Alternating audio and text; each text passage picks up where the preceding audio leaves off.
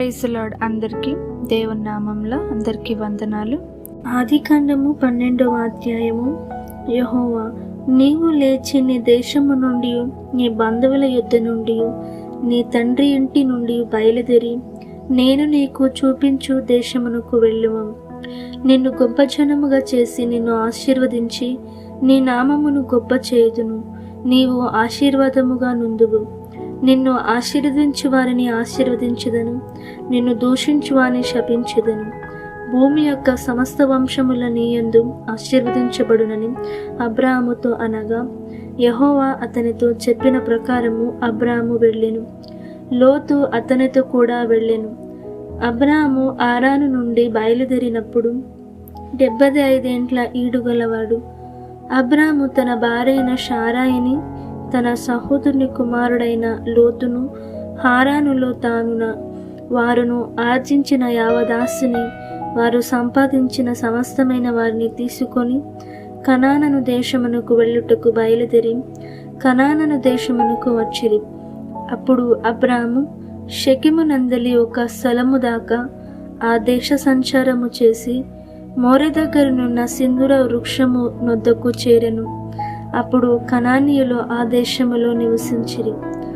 యెహోవా అబ్రాహామునకు ప్రత్యక్షమై, నీ సంతానమునకు ఈ దేశం ఇచ్చేదనని చెప్పగా, అతడు తనకు ప్రత్యక్షమైన యెహోవాకు ఒక బలిపీఠమును కట్టెను. అక్కడ నుండి అతడు బయలుదేరి బెతేలుకు తూర్పునున్న కొండకు చేరి, పడమటనున్న బెతేలునకును తూర్పునున్న హాయికిని మధ్యను గుడారము వేసి అక్కడ యెహోవాకు బలిపీఠమును కట్టి యెహోవా నామమున ప్రార్థన చేసెను. అబ్రాహాము ఇంకా ప్రయాణము చేయుచు దక్షిణ దిక్కుకు వెళ్ళెను. అప్పుడు ఆ దేశములో కరువు వచ్చెను. ఆ దేశములో కరువు భారముగానున్నందున అబ్రాహాము ఐగుప్తు దేశములో నివసించుటకు అక్కడికి వెళ్ళెను.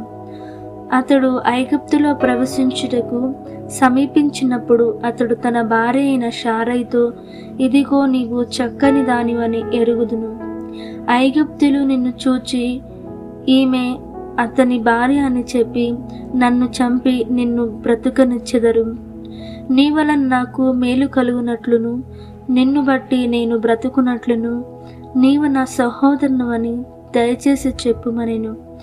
అబ్రాహాము ఐగుప్తులో చేరినప్పుడు ఐగుప్తులో ఆ స్త్రీ మిక్కిలి సౌందర్యవతి అయి ఉండుట చూచిరి.